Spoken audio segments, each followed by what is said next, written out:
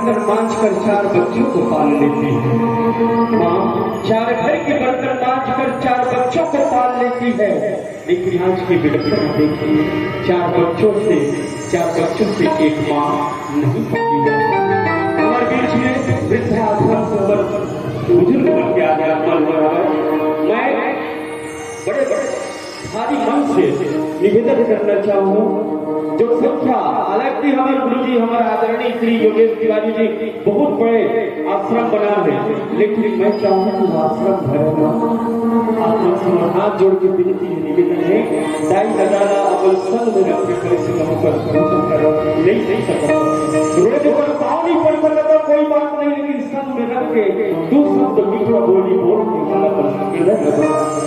काबर मौत की गाड़ी में जिस दिन सोना होगा, सवारी हो, मौत की गाड़ी में जिस दिन सोना होगा, ना कोई तकिया ना कोई बिछौना होगा, और वहां लिखा होगा क्या, मंजिल तेरी यही थी पर जिंदगी गुजर गई तुझे आते आते, अरे तुझे क्या मिला इस दुनिया से, अपनों को भी भुला दिया तुझे जाते अपनों को भी जला दिया।